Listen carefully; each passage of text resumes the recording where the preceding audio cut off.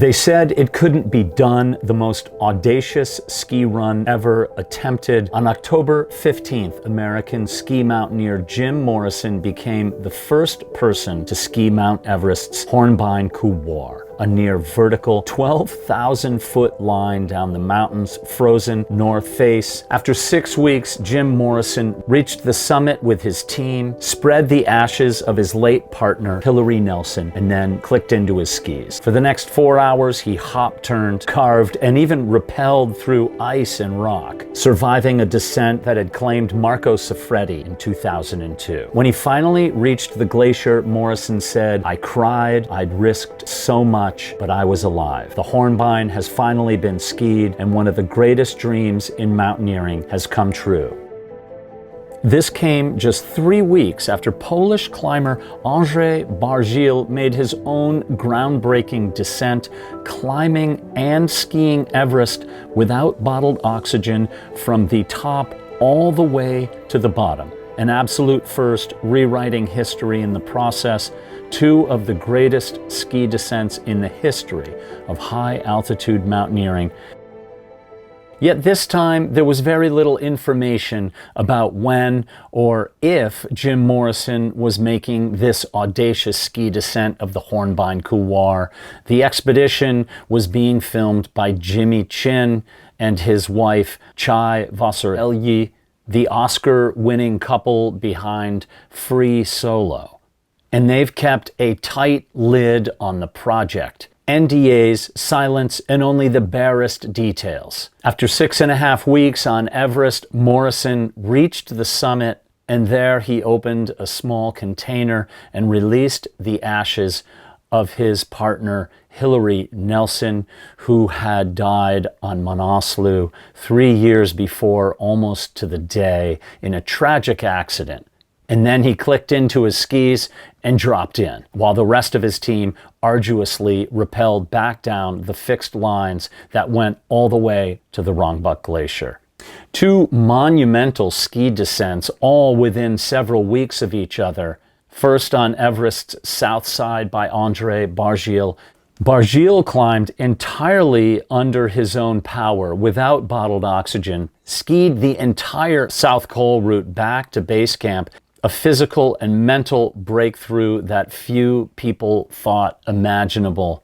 Morrison, meanwhile, targeted the mountain's north side, focusing on the Hornbein Couloir. Not long ago, I did a video about Marco Siffredi, the snowboarder who attempted to snowboard down the Hornbein Couloir in 2002 and disappeared on the descent. None of his remains have ever been found.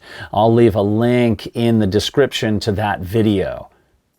Unlike Bargiel's public descent, where he posted frequently on Instagram, and there was a lot of forthcoming news about where he was and how he was doing on the mountain, Morrison's attempt and descent was veiled in secrecy. Nobody really knew what was going on. No social posts, no press, just silence on the Chinese side of the mountain.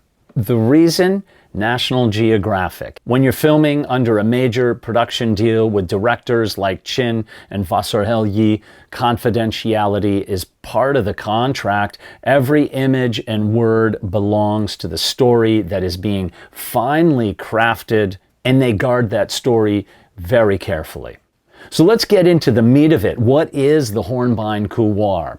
It's not just another line on Everest. It's a scar that carves deep into the north face, a narrow gully of ice and rock. It was first climbed in 1963 by Tom Hornbein and Willie Unsold.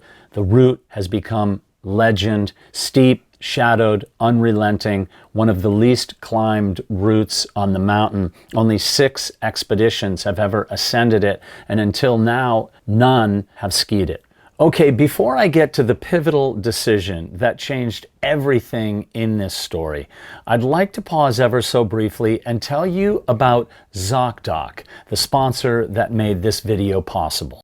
I know it's tempting to skip through these promotional segments, but I think you might want to stick around for this one. For most of my adult life, I never went to the doctor unless I absolutely had to. Like when I needed to get a medical clearance so I could get a permit to go climb Mount Everest. I grew up scared of going to the doctor, probably because getting vaccinations as a kid terrified me. It wasn't until I found a doctor that I trusted, someone that I felt safe sharing my actual health concerns with, that I realized I'd been wrong about doctor visits all along. I'd been putting off what I thought was a big deal when it actually wasn't. This is where ZocDoc, today's video sponsor, comes in. ZocDoc makes it easy to find the doctor that's right for you, and fast online. You can stop putting off something you've needlessly been afraid of and finally check that appointment off your list. ZocDoc is a free website where you can search and compare high-quality,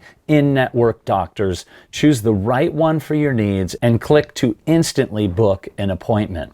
From mental health to dentistry, eye care, skin care, and everything in between. ZocDoc makes it easy to book in-network appointments with more than 100,000 healthcare providers. With ZocDoc, you can filter for doctors by insurance, location, and specialties, and see reviews by verified patients so you can choose the best, most convenient care for you. Even travel medicine, if you're like me and planning a trip to a faraway country that requires vaccinations or special meds. Plus, ZocDoc helps you get appointments fast, typically within 24 to 72 hours of booking. And you can even score same-day appointments. No need to call on doctor's offices and wait on hold either. ZocDoc lets you do everything online. See, I told you it would be worth your time to stick around. ZocDoc is your one-stop need for all your healthcare needs, and it's completely free. So stop putting off those appointments and go to ZocDoc.com/Everest Mystery. It's also linked in the description to find and book a top-notch doctor today. Use ZocDoc today and make the right call to the right doctor today. Now, back to that wild story I was telling you about. To understand the importance of this achievement, you have to look into and observe the relationship between Jim Morrison and his partner Hilary Nelson.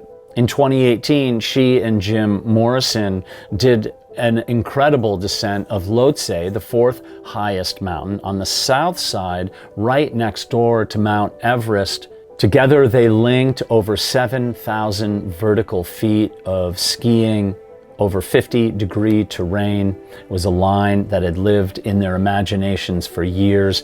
And their shared dream was to one day descend the Hornbein Couloir, to trace that perfect and unimaginable fall line from the summit down to the glacier. And then tragedy struck in September of 2022 while descending from the summit of Manaslu.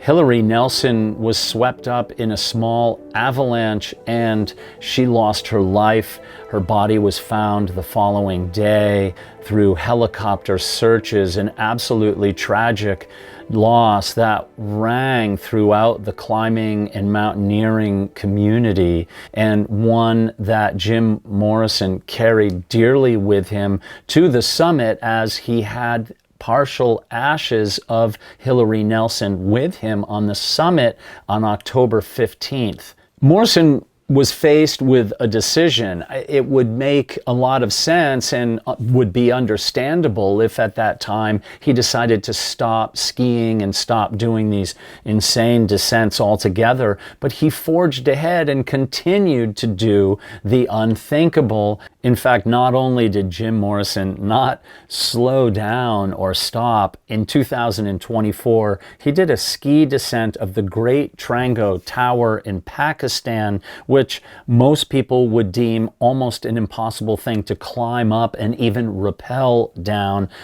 And as Jim Morrison had said in an article by National Geographic announcing this incredible ski descent, he said that when he was on the summit with the ashes of Hillary that he said he could have spent all day up there. It's a moment that I understand, not only from an empathic or sympathetic point of view, but from an actual literal point of view, wherein in 2016, I stood on the summit with my good friend Lakpa Sherpa, holding some of the ashes of my mother, my father, and my brother, and released them from the summit. It was a poignant and beautiful moment that'll hold dearly with me. This ski descent of the Hornbein was not Morrison's first attempt at it. In 2023, he went there with essentially the same team of filmmakers and was stopped at the Chinese border. Jimmy Chin and Conrad Anker were not allowed entry into China at the time and were sent home, and the project pretty much stopped there. And then in 2024, they returned, but an avalanche injured Yukta Sherpa, breaking his femur. And after Yukta Sherpa did break his femur, he was flown back to Kathmandu, and essentially they ended the expedition there, and then ironically or serendipitously found the foot of Sandy Irvine in the Rongbuk Glacier, completely busting wide open the greatest mystery of all time in mountaineering, the mystery of the disappearance of George Mallory and Sandy Irvine. And that case is still an open book. I did a video not too long ago about what I would do if I had the opportunity to search throughout the Rongbuk Glacier in order to try to find the rest of his remains. And after Yukta Sherpa did break his femur, they went home thinking that they better bring it back with an even stronger team, which they did this year in 2025. No holds were barred on this. It was an all-star team from top to bottom, and they basically roped with fixed ropes from the base all the way to the summit in order to give success every possible chance.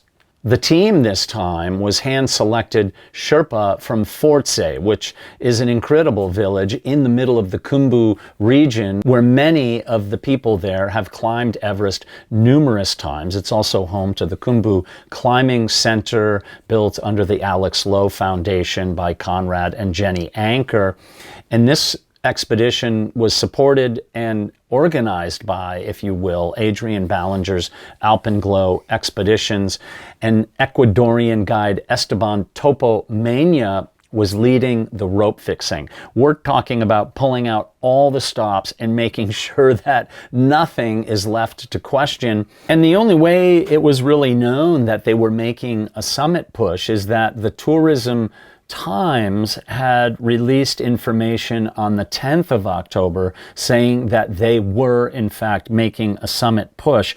How they found that information is not completely known. Possibly somebody in the ranks of their team was letting just a tidbit of information out, and then I read about it in Explorer's Web, an article by Angela Benavides, who went into depth about the good weather forecast that was known by the team. And so up they went, and for days we waited. We didn't know whether they were going to make it or not.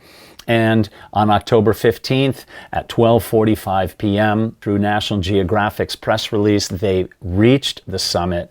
And that's where Jim Morrison opened a small container and released Hillary's ashes into the jet stream over Tibet. It was a promise kept, a moment of closure for him. And that was it. He drops into the ultimate descent, the Hornbein Couloir. From that point on, it was part survival, part artistry. The snow apparently, reportedly, was scoured by wind and rutted, and in places as hard as ice. And in the crux, bare rock forced Jim Morrison to take off his skis and rappel 650 feet, so about 200 some odd meters. He passed yellow oxygen canisters that Hornbein and Unsold had left behind in 1963. Absolutely incredible. A time capsule of sorts left behind that he skied past. And Morrison called it a mix of survival skiing and actual shredding. He said some of the conditions were good, but otherwise there were some horrible conditions, which included what he said were like frozen waves 4 feet high, over a meter high, and then 4 hours and 5 minutes later, after carving, hop turning, and rappelling down the north face, 12,000 vertical feet, 4,000 meters, he made it to the Rongbuk Glacier. And when he finally crossed the Bergschrund, he said, "I cried, I'd risked so much, but I was alive." But here today, we are essentially witnessing a complete shift in the history of Mount Everest. Started a few weeks ago by Andrzej Bargiel's incredible no oxygen ascent and descent of the south route of Mount Everest, something that I couldn't even imagine happening, let alone happening again in the future. And now Jim Morrison skis the Hornbein Couloir, something that took the life of Marco Siffredi in 2002.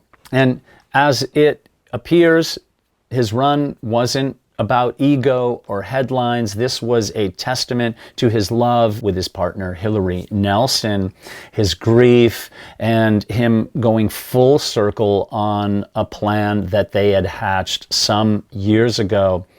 The Hornbein Couloir was their dream, and now at least it's been realized. What do you think? Do you think that history's been changed? Do you think these are visionaries, or do you think that this is the work of complete madmen? And it might be a little bit of both. These are some of the most audacious, certainly, as National Geographic article said, but some of the most incredible descents and ascents in the history of the mountain.